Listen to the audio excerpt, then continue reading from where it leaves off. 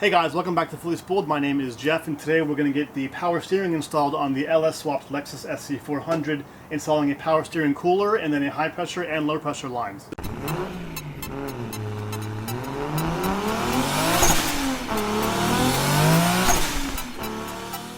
Alright guys, here are all the parts that we need for the power steering installation today, starting with our PowerFlex series hose here from Russell. This is a 6AN hose, and it's designed specifically for power steering systems because of the extremely high pressure that they have to deal with every single day.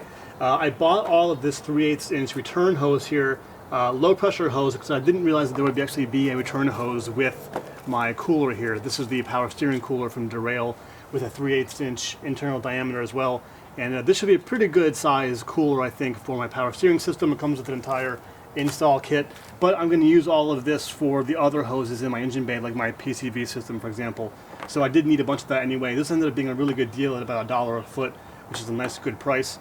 And then down here we have our 3 fittings that we need, all Russell again, and I'll explain how these work as I install them. But you know, like always, there are links to all of this stuff in the description below, and all of them go to Amazon. I bought all this on Amazon, and the best pricing that I could find happened to be on Amazon. So if you need this kind of stuff, check out the links below. All right, here we have our power steering rack, and this is the low pressure side, and this is the high pressure side. The high pressure side I'm going to replace entirely with one of the Russell power steering fittings, the new stainless steel line, and that's going to feed up to my power steering pump. The low pressure side here will actually be fed from the power steering cooler at the front of the car, so this one will stay in place, and I'll just use my new 3/8 inch hose to attach on to this guy right here. The capped off tube right here is the inlet to the power steering pump, and this is where cold or cooler fluid comes from the power steering cooler at the front of the car into the pump.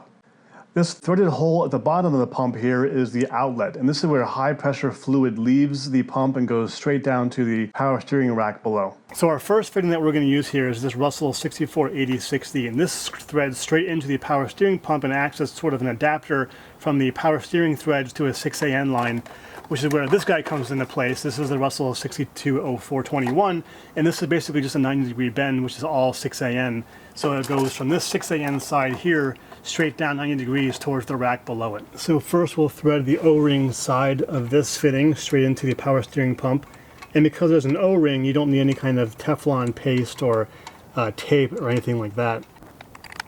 And then next we'll put in our 90-degree bend going down to the rack, and this at this point is just to get the lengths that I need to cut my power steering line. It should only be, I mean, not even a foot worth of line here. I mean, maybe even like 6 inches. Now this Russell 620401 goes into the power steering rack, and then this side up here will go into the SS line up to my pump.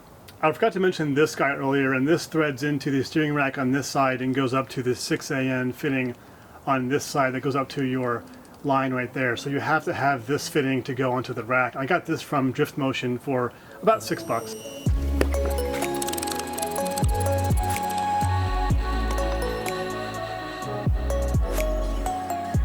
Alright, with both fittings installed, you can see how short this line needs to be. Maybe like 6 to 8 inches max. So I'm going to take measurements and then make this line and then get it all installed. So assembling this kind of hose is a bit different than your standard rubber hose because this is Teflon inside. It looks like a kind of a translucent white plastic instead of like a dark rubber.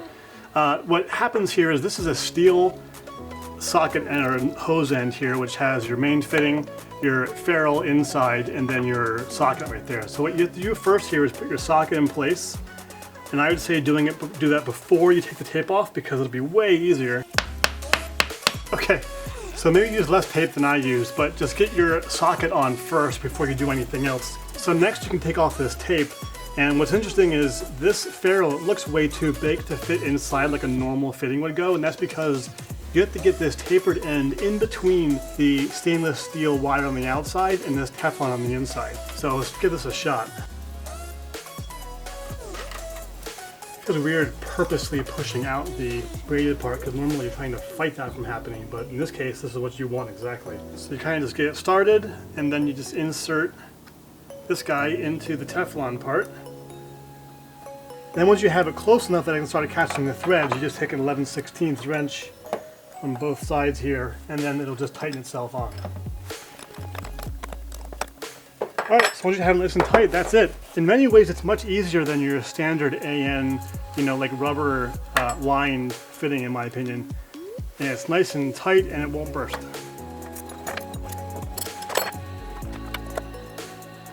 Alright, there we have our little power steering line made. It's so adorable.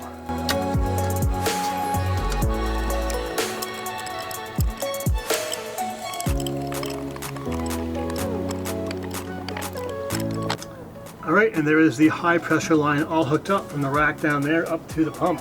Nice! Alright, with the high pressure line installed, the next thing to figure out how to get installed is the cooler itself. And I gotta figure out where I'm gonna put that, because I could put it here on one of the openings in the bumper there, or I could put it in here somewhere. There's tons of space, not worried about it, but I gotta figure out where to put this guy, and to do that, I have to have the bumper installed. I'm just taking a second to appreciate the car with the actual bumper on for the first time in about 2 years.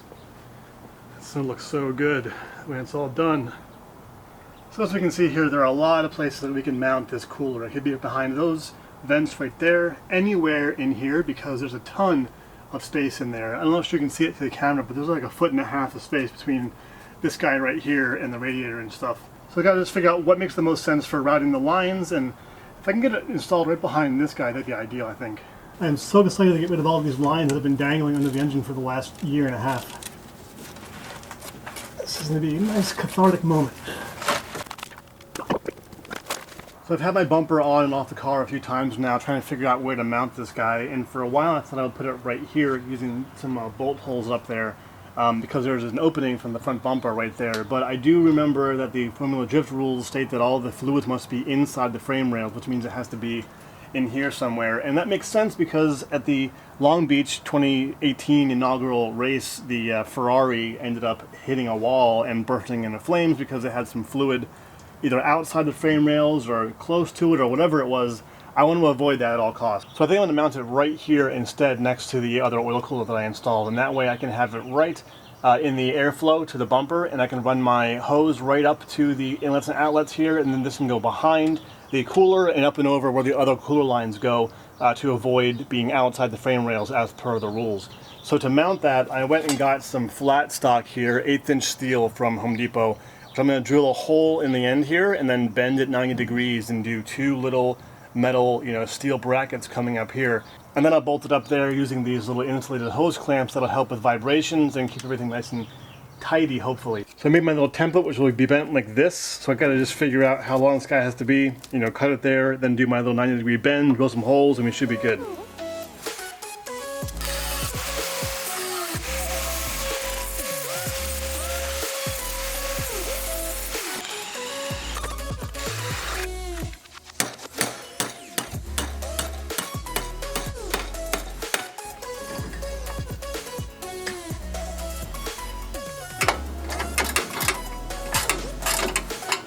Well, that fits and lines up pretty much perfectly.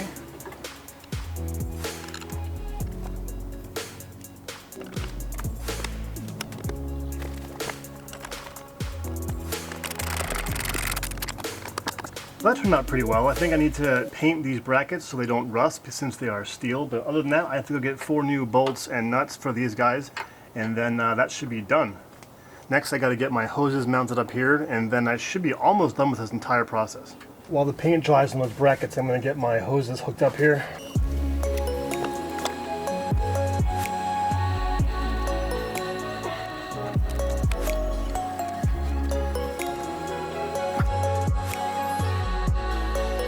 Well, the paint's not entirely dry yet on these guys, but I'm bored, so I'm going to install them anyway.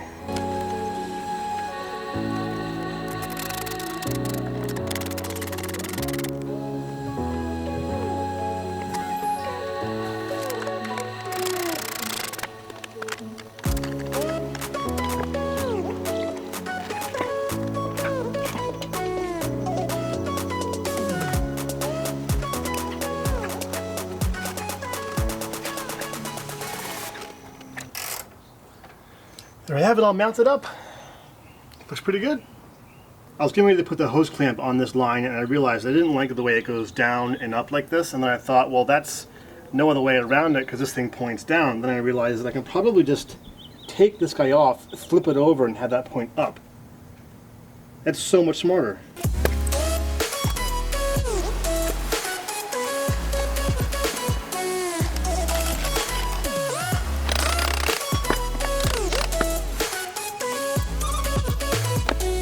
Alright, then we have all of our lines hooked up for the power steering. We have our high pressure line right here going from the back part of the pump down to the rack down there.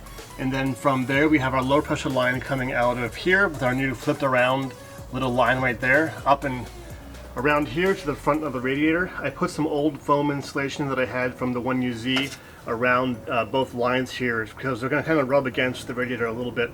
I might try doing a zip tie and pulling it away to something over here like I did for my oil lines, like right here, but I haven't done that yet. But in the meantime, I think that'll help keep things from wearing too much. And that goes around to the front of the car, down here, where we have our power steering cooler next to the oil cooler. I think it looks pretty good. So with both my power steering fluid and my motor oil being cooled up here and then being piped along here, right next to my exhaust manifold, I think what I'm going to do is get some of that sort of like aluminized heat wrap stuff that you can put around things like oil lines and power steering cooler lines and stuff. That way I'm not going to immediately heat up my freshly cooled oil and power steering fluid with my headers right there. So I think I'm going to do that next. But that'll be it for a different video. Alright guys, that wraps up the power steering cooler and all the power steering lines and everything. That's the last thing that I had to fabricate, I think, for the engine to start. So I could put fluids in. Next episode, put on my exhaust manifold, spark plugs, wires, and then we're cranking it up. So really exciting. Only a few episodes left before the big startup. I know I care about it more than you do probably, but this has been a long time coming, so I'm really excited about that. So thanks for watching. As always, stay tuned for more Fully Spooled. We'll have to start up in a couple episodes here. Next episode will definitely either be fluids going in or exhaust manifolds, O2 sensors, wiring, that kind of stuff. Anyway, thanks guys for watching. Thanks for being patient while I get through this whole process. And follow my Instagram, fully_spooled at jeff. That's fully_spooled for my Instagram. So thanks for watching as always. I'll see you guys next time.